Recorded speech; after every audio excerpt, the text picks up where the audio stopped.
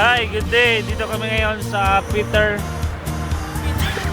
Russell Bra pala.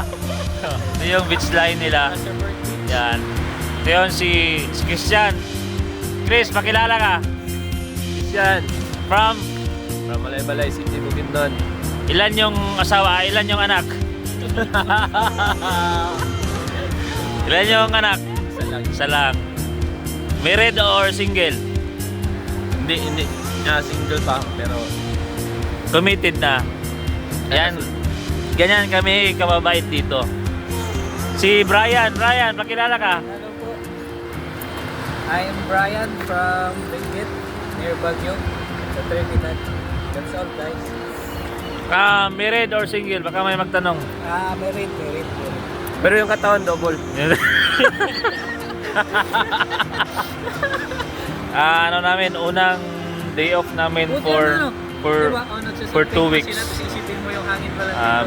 Day off namin this weekend. Baka may tubig. So, namasyal, bibili ng mga gamit sa ano, bibili ng mga gamit sa pang winter kasi mga by middle of November, ano na, mag snow na daw, so for preparation.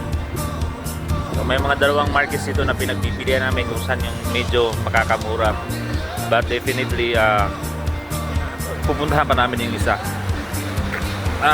Pwede natin itong alisin kaya masyado talagang malamig, so front tayo ng beach. Siguro ang ano nito, yung dulo nito is yung Norway.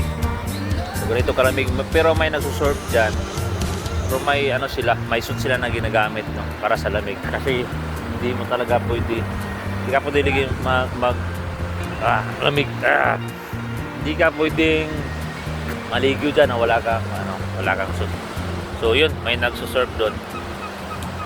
So ito yung van na sinasakyan namin, provided by the company, pero nagbabayad kami dyan sa renta saka sa fuel.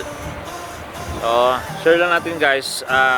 Dito kami sa Pressure Bra ngayon, tama ba yung pagkabigkas dito, yung mga kasama ko.